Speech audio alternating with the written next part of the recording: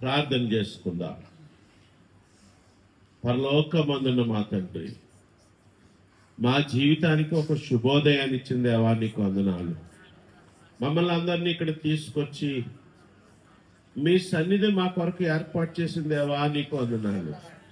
ఈరోజు మీరు మాతో మాట్లాడండి. ఈరోజు మీరు మా కొరకు ఏర్పాటు చేసిన వాక్యాన్ని మాకు ఇవ్వండి ప్రభువా. మీ వాక్యాన్ని విని దాన్ని ఆచరించే వారిగా సహాయం దయచేస్తారని యేసునామమున ప్రార్థిస్తున్నాం తండ్రి. ఈ రోజున దేవుడు ఎంత తగ్గించుకున్నాడో, ఎంత సిద్ధపడ్డాడో, నీ కొరకు నా కొరకు నిన్ను నన్ను కాపాడడానికి, ఆ శ్రమలన్నీ భరించడానికి, ఆ అవమానాలన్నీ భరించడానికి ఎంత ఆతృతగా ముందుకు వస్తున్నాడో ఈ రోజున గమనించాలండి. మనం యెరూషలేము పట్టణానికి గెత్సేమనే తోటకి మధ్యలో కిద్రోను వాగుంది. ఆ కిద్రోను వాగు చాలా చిన్న వాగు, పెద్ద వాగేం కాదండి అది. ఆ కిద్రోను వాగును దాటడానికి చిన్న చెక్క వంతెన ఉందండి. ఆ చిన్న చెక్క వంతెన కింద కిద్రోను వాగుతో యెరూషలేములో దేవాలయములో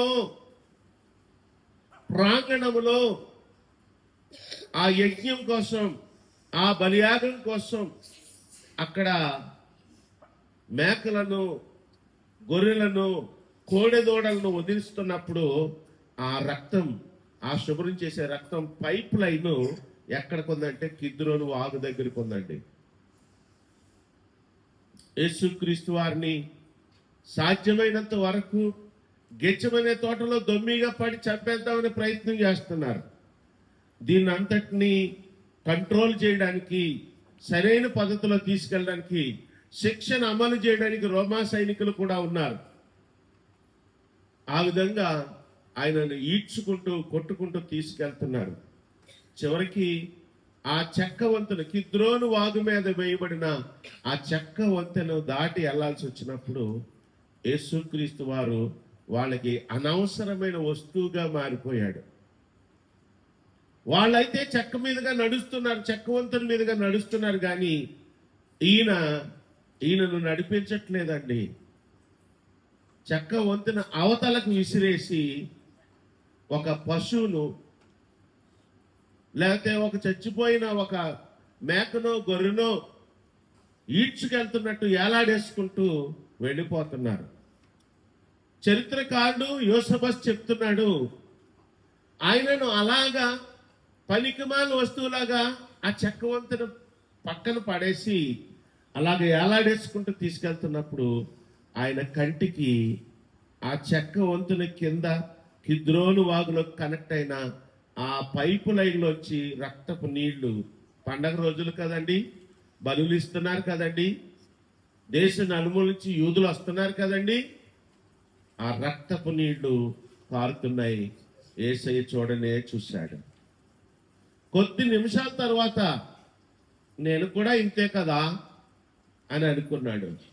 యేసుక్రీస్తు వారిని బలవంతంగా అన్నా ఇంటికి తీసుకెళ్లారు. ఈ 4 సువార్తల్ని జాగ్రత్తగా గమనిస్తే అన్న ప్రధాన యాజకుడు కాదు, అన్న మాజీ ప్రధాన యాజకుడు. ఒకప్పుడు ప్రధాన యాజకుడే. ఆ ప్రధాన యాజకత్వం, దేవాలయంలో ఉండే డబ్బు, ఆ పరువు, ఆ ప్రతిష్ట, ఆ గొప్పతనం ఇంకొకరికి వెళ్ళకూడదని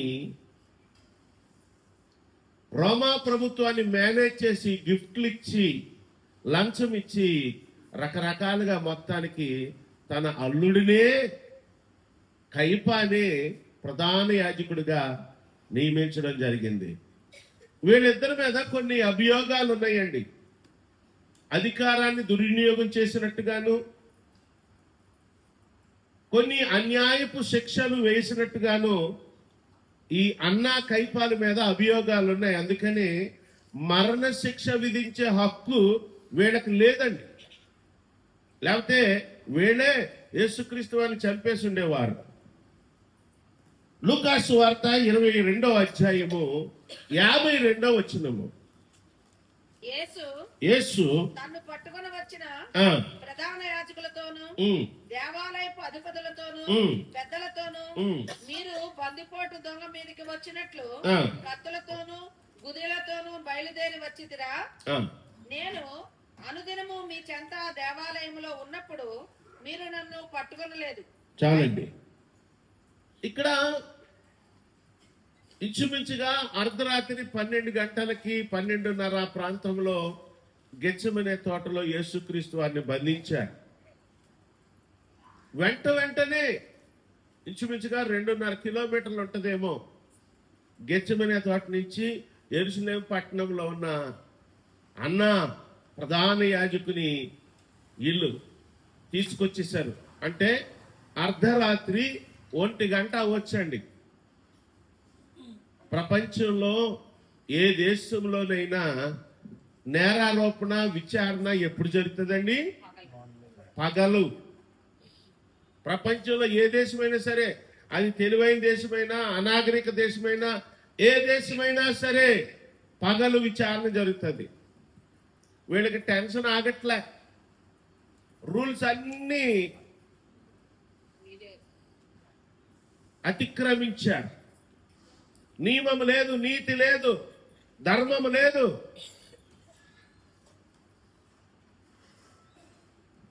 అర్ధరాత్రి దాటిన తరువాత 1 గంటకి ఆయనను మాజీ ప్రధాన యాజకుడి దగ్గరికి తీసుకొచ్చారు. ఆయన అడుగుతున్నాడు, నేను యెరూషలేములో దేవాలయంలో సమాజ మందిరంలో నేను ప్రత్యక్షంగానే మాట్లాడానే, అప్పుడు మీరు ఎందుకు మాట్లాడలేదు? ఇప్పుడు నన్ను తీసుకొచ్చారేంటి అని అడుగుతున్నాడు. ఇలాంటి పెద్దోళ్ళ దగ్గర చేతికాడ ఆయన సిగ్నల్ మేరకు పనిచేసేవాళ్ళు ఉంటారు. అన్న చాలా క్రూరమైన వాడు, చాలా కఠినాత్ముడు, చాలా హింసకుడు. తన దగ్గరున్న పనివాడికి సిగ్నల్ ఇచ్చాడు. వాడొచ్చి యేసుక్రీస్తు వారిని ప్రధాన యాజకుడితో నువ్వు ఎలాగైనా మాట్లాడుతున్నావు అని సాహసి పెట్టి యేసుక్రీస్తు వారిని లెంప మీద కొట్టారు. ఆయనను హింసించడం గెత్సెమనే తోటలోనే ప్రారంభమైంది. ఇక్కడ అత్యున్నతమైన స్థాయికి వచ్చేసిందండి. ఇంకెవరు తట్టుకోలేకపోతున్నారు. ఎవరు ఆయనని బతికి ఉండడం చూడలేకపోతున్నారు. బైబిల్ గ్రంథాన్ని మనం జాగ్రత్తగా గమనిస్తే యేసుక్రీస్తు వారికి ఈ శ్రమలు కష్టాలు గెత్సెమనే తోటలో కాదండి ప్రారంభమవుతా. ఆయన పుట్టినప్పటి నుంచి ఆయన చంపాలనేది జరుగుతూనే ఉంది. బాల్యం నుంచి 30 సంవత్సరాలు 12 సంవత్సరాల నుంచి యెరూషలేములో తప్పిపోయి అక్కడ పెద్దలతో మాట్లాడుతున్న సందర్భం కానించి తిరిగి వచ్చి తల్లిదండ్రులతో ఉన్నాడు, క్రమంగా ఉన్నాడు, విధేయుడై ఉన్నాడని బైబిల్ గ్రంథం చెప్తోంది. మీ పిల్లలు ఎప్పుడైనా మాట వినకపోతే చెప్పండి, ఒరే యేసు ప్రభు అంతటి వాడే తన తల్లిదండ్రులకు విధేయుడై ఉన్నది బైబిల్లో ఉందరా అని చెప్పండి. మీకు ప్రభునందు ప్రియమైన సహోదరి సహోదరులారా, ఆయన తన జీవితంలో చరిత్ర పుస్తకాలలో బైబిల్లో మిస్ అయిన భాగాలు దేవుని మహాకృప వల్ల నేను చదువుకోగలిగాను. బైబిల్లో మిస్ అయిన ఆయన యవన ప్రాయం గురించి చూస్తే ఆయన మీద చాలా అభియోగాలు జరిగినాయి. ఆయనను శత్రువులు వెంటాడుతూనే ఉన్నారు. వాటన్నిటిని దాటుకుని చాలా ప్రశాంతంగా తన జీవితాన్ని కొనసాగించాడు. ఈ రోజున ప్రధాన యాజకుడు, మాజీ ప్రధాన యాజకుడు, వాళ్ళకి ఎందుకు బాధ వచ్చిందంటే ఈయన ప్రధాన యాజకుడు అని నాకు తెలియదు అంటాడు యేసుక్రీస్తు వారు. ఎంత విచిత్రం! ఏ దేవుడికి తెలవని ఉంటాయంటారా అన్నాడు ఆయన.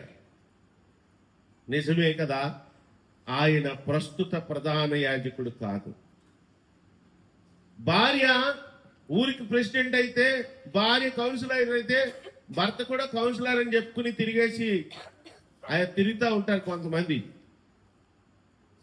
నేనేం చెప్తున్నానంటే అల్లుడిని ప్రధాన యాజకుడిగా చేసి తను ప్రధాన యాజకుడిగా సమాంతరంగా కొనసాగిపోతున్నాడు అన్న. కానీ అధికారికంగా అన్న ప్రధాన యాజకుడు కాదు, మాజీ ప్రధాన యాజకుడు. ఈయన నాకు ప్రధాన యాజకుడు అని తెలియదే అని యేసుక్రీస్తు అన్నప్పుడు వాళ్ళకి చాలా బాధ వచ్చింది, ఉక్రోషం వచ్చింది. మనము కాని దాన్ని క్లెయిమ్ చేసుకుని దాన్నే చెప్పుకుని తిరుగుతున్నప్పుడు అది అబద్ధమని బట్టబయలైనప్పుడు ఉక్రోషం వస్తుందండి. వస్తుందా రాదా? వస్తుందండి. ప్రధాన యాజకుడికి వచ్చింది అన్నకి. మళ్ళా అక్కడి నుంచి సరే నువ్వు ఇలాగ అంటావా, నా అల్లుడు నా మాట ఎండా, మేమిద్దరం కలిసే కదా దేవాలయంలో నీ గురించి కుట్రగా పడింది, మేమిద్దరం కలిసి అబద్ధ సాక్షులకు డబ్బులు ఇచ్చాం, దేవాలయ ధనాగారాన్ని బద్దలు కొట్టి మరీ ఖర్చు పెడుతున్నా నిన్ను మర్డర్ చేయడానికి.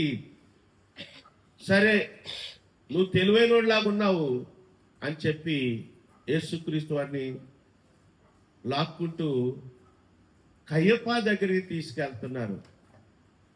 అన్న మాజీ ప్రధాన యాజకుడి దగ్గర నుంచి కయ్యప్ప దగ్గరికి తీసుకెళ్లే లోపల మధ్యలో సైనికులకి కొంత టైం దొరికిందండి.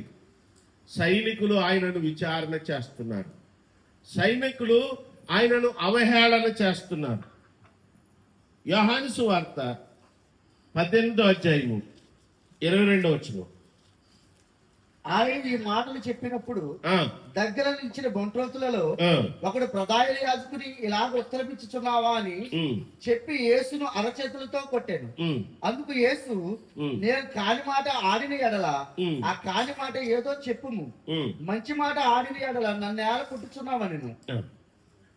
చాలా మంది క్రైస్తవ్యాన్ని విమర్శించే వాళ్ళు ఆయనేమో ఒక చెంప మీద కొడితే ఇంకో చెంప మీద కొట్టమని బోధించాడు. ఇప్పుడు విచారణలో ఆయన కొట్టడుతుంటే నన్ను ఎందుకు కొట్టావు, నేను ఏమైనా కాదన్నాను అంటున్నాడు, ఇదేటండి అని ప్రశ్నించే వాళ్ళు ఉంటారు. అమ్మా, విచారణలో ఉండగా న్యాయమూర్తి ఎదురుగుండగా ఉండి సాక్షులు పరిశీలిస్తుండగా నేరారోపణ ఇంకా పూర్తి కాకముందే, నేరస్తుడు ఇతడు అని రుజువు కాకముందే అక్కడ నిందితుడిగా అనుమానితుడిగా నిలబడ్డ వ్యక్తిని అసలు ముట్టుకునే హక్కు కూడా ఎవరికీ లేదు. ఇది ప్రపంచమంతటా అమల్లో ఉన్న చట్టం అండి. ఒకసారి ఇతను నిందితుడే, ఇతను నేరం చేశాడని రుజువైన తర్వాత దానికి పద్ధతులు ఉన్నాయి, కానీ ఇంకా విచారణ పూర్తి కాకోకుండానే వీళ్ళు ఆయన మీద దుర్మార్గంగా వెళ్ళిపోతున్నారండి. ప్రభునందు ప్రియమైన సహోదరి సహోదరులారా, ఈరోజు పాఠము దేవుడు తనను తాను తగ్గించుకొని మౌనంగా ఉంటే మనుష్యుడి యొక్క ప్రవర్తన ఎంత దుర్మార్గంగా ఉందో, యేసుక్రీస్తు వారు ఎంత మౌనంగా భరిస్తున్నారో వీటన్నిటికి కారణము ఆయనలో ఉన్న ప్రేమ. తుఫానును చేతి సైగతో ఆగు అంటే తుఫాను ఆగిపోయిందండి. ఆయన నోటి మాటతో ఈ సృష్టినంతటినీ చేశాడు. ఆయన ఈ సృష్టి మనము ఎంత అనేది ఒకసారి గమనిస్తే ఆయన నోటి మాటతో ఈ భూమి ఆకాశాలను సూర్యచంద్ర నక్షత్రాలను ఆయన నోటి మాట కలుగునుగాక అన్నాడు, కలిగింది. దాంట్లో పెద్ద నక్షత్రం మనకు ఎదురుగుండగా కనపడేది, ప్రతిరోజు కనపడేది సూర్యుడు. సూర్యుడు ఫుట్బాల్ అంత ఉన్నాడు అనుకుందాం కాసేపు ఉదాహరణకి. భూమి టెన్నిస్ బాల్ అంత ఉంటది. ఆ టెన్నిస్ బాల్ మీద నువ్వెంత నేనంత చెప్పండి.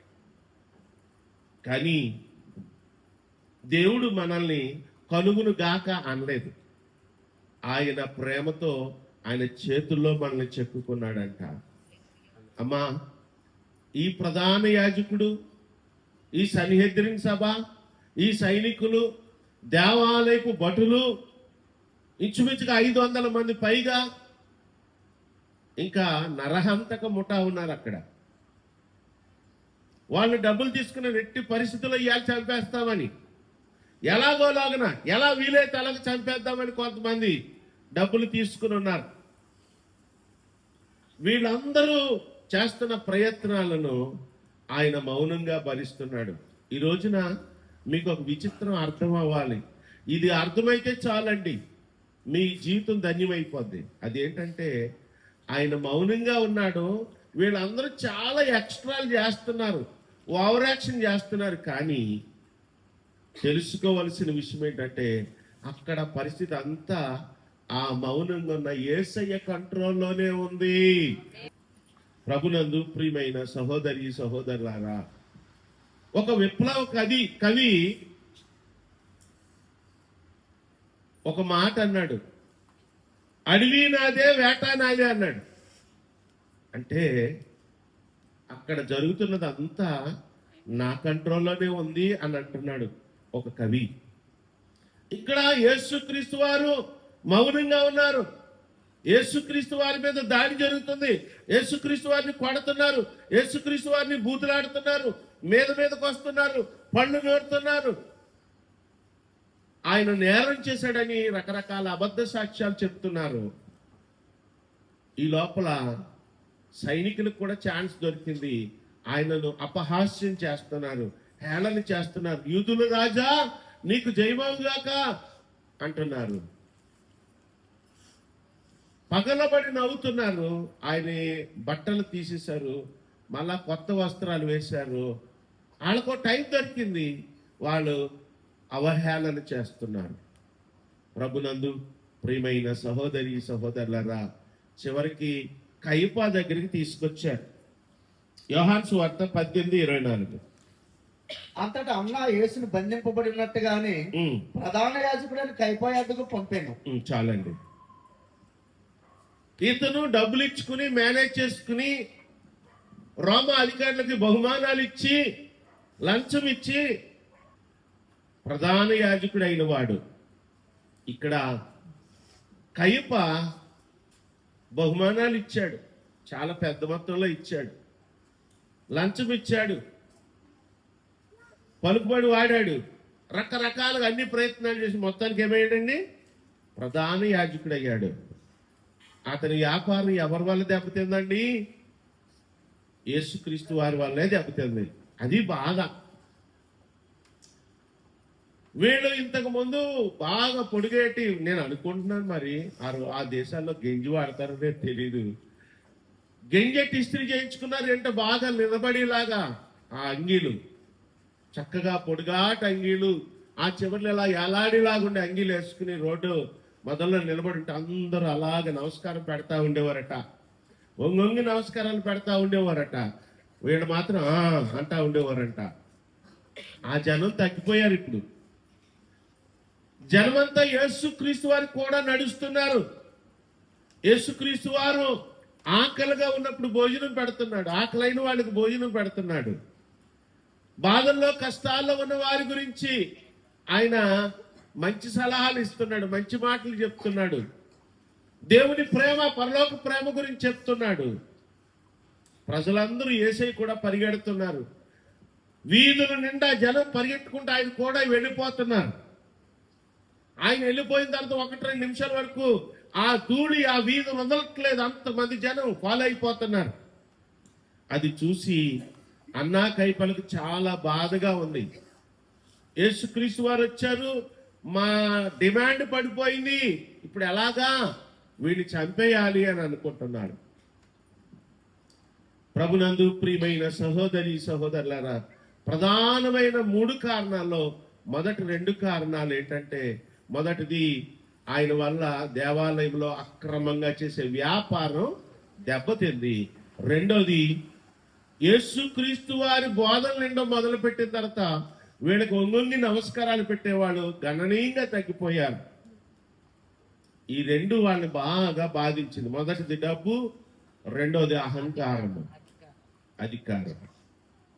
నేనేం చెప్పడానికి ప్రయత్నం చేస్తున్నానంటే, ఈ ప్రధాన యాజకుడు వీళ్ళందరికీ ఒక దెయ్యం పట్టేసింది.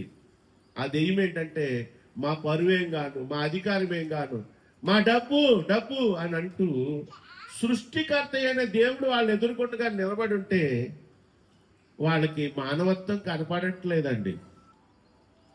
యోహాను సువార్త 19 అధ్యాయము 2-3 వచనాలు. సైనికులు ముండ్లతో కిరీటమును అల్లి ఆ, ఆయన తల మీద పెట్టి ఉమ్, ఓదారంగ వస్త్రము ఆయనకు తొడిగించి ఆ. ఆయన ఎద్దకు వచ్చి యూదుల రాజా శుభమని చెప్పి ఆయనను అరచేతులతో కొట్టిరి. పిలాతు మరలా వెలుపలికి చాలండి వచ్చి, చాలండి అమ్మా, మనం ఇక్కడ సైనికులు ఆయనను అపహాస్యం చేస్తున్నారు. ఆయన చేతులు కట్టేసి ఉన్నాయి, ఆయన నిస్సహాయుడుగా తల వంచుకుని ఉన్నాడు. సైనికులు ఆయనను అపహాస్యం చేస్తున్నారు, ఆయన కొడుతున్నారు, ముఖం మీద కొడుతున్నారు. చివరికి ముళ్ళ కిరీటము ఆయన నెత్తి మీద పెట్టారు. ఇవంతా జరుగుతున్నాయి, అనాధికారికంగానే జరుగుతున్నాయి, ఇంకా ఆయన మీద శిక్ష పడలేదు. ప్రభునందు ప్రియమైన సహోదరి సహోదరులారా, ఈ రోజున ఎంత అన్యాయం అవుతుంది. కానీ వాళ్ళ టెంపరమెంట్, వాళ్ళ ఉద్రేకాలు, వాళ్ళ కోపాలు ఎలాగున్నా కానీ ఆయన భరిస్తూనే ఉన్నాడు. నిజమైన వీరుడు, నిజమైన స్పోర్ట్స్ మెన్, నిజమైన యుద్ధం చేసే ఒక సైనికుడి యొక్క లక్షణం ఏంటంటే నవ్వుకుంటూ చివరి వరకు పోరాటం చేస్తూనే తన చివరన తనేంటో చూపించాడంట. ఈవెన్ మీరు టీవీలో ఈ జంతువుల గురించి ఉన్నాయి చూడండి, మీరు ఆడుకుంటాయి మధ్యలో కాసేపు. యేసుక్రీస్తు వారు కూడా వాళ్ళకి సమయం ఇస్తున్నాడు, మౌనంగా ఉన్నాడు. ఆయన అనుకున్నదే జరుగుద్ది.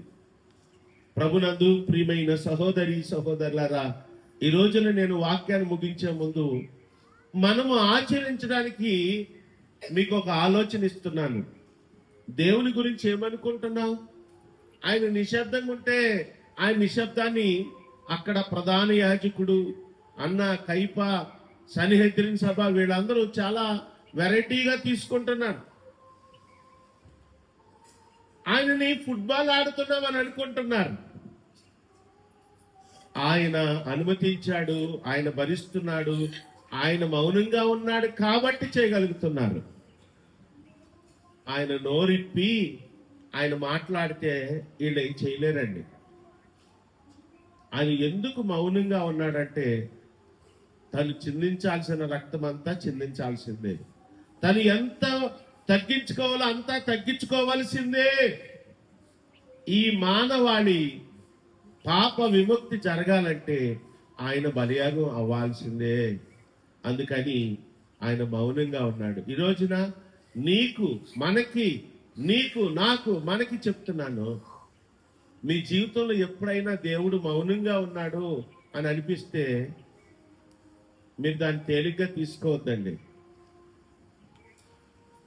మన ఇంట్లో చాలా మంది పిల్లలు, మరి ముఖ్యంగా పిల్లలు మాట్లాడుతూ ఉంటారు. మనము అలాగే దేవునితో మాట్లాడుతూ ఉండాలి, దేవునితో సంబంధం కలిగి ఉండాలి, ప్రార్థన చేయాలి, వ్రతం చేయాలి, వాక్యం చదవాలి. ఆ 4 పేజీలు రోజుకి ఎన్నిసార్లు వినేది అన్నిసార్లు చదవండి, దేవునితో సంబంధం కలిగి ఉండండి. కానీ అమ్మా జాగ్రత్త, నువ్వు దేవునితో సంబంధం లేకోకుండా, దేవునికి నీకు సంబంధం లేకోకుండా దేవుడు నీ ఎడల మౌనంగా ఉన్నాడు అంటే నష్టపోయేది మనమే. వీళ్ళందరూ అనుకుంటున్నారు, వాళ్ళ ప్రవర్తనను బట్టి, వాళ్ళ దుర్మార్గాన్ని బట్టి వాళ్ళకు వడ్డించబడ్డ తర్వాత అండి దేవుడు న్యాయవంతుడు. అన్యాయంగా వడ్డించడండి. అక్రమముగా ఆయన ఎడల ప్రవర్తించిన వారందరూ చరిత్రలో కనపడకుండా పోయారండి. ఆయన అనుసరించి, ఆయన చెప్పిన మాట విని, ఆయన కొరకు నిలబడి ఆయనతో నడిచిన వారు ప్రపంచ ప్రసిద్ధిగాంచిన వారయ్యారు. ప్రభునందు ప్రియమైన సహోదరి సహోదరులారా, ప్రార్థన చేసుకుందాం. ప్రార్థన. ప్రభువా, నీకు వందనాలైనా, అధికార మందిరములో అన్న కైపాల దగ్గర సన్హెద్రిన్ సభలో మీరు మౌనంగా ఉన్నది మా కోసమే. మీరు చేతకాక నాయన, మీరు మాట్లాడలేక కాదు నాయన. ఈ ప్రపంచంలో చక్కగా మాట్లాడే వారిలో మీరు ప్రథములు. ఈ ప్రపంచంలో జ్ఞానమంతా మీ దగ్గరే ఉంది. అలాంటిది మీరు మౌనంగా ఉన్నారు. మీ మౌనం మా కోసమే. ప్రభువా నీకు వందనాలనైనా, కనికరించండి. నిన్ను అర్థం చేసుకోవడం, నీ ప్రేమను అర్థం చేసుకోవడం మాకు నేర్పించండి. ప్రభువా కనికరించండి, సహాయం దయచేయమని యేసు నామమున ప్రార్థిస్తున్నాను తండ్రి. ఆమేన్.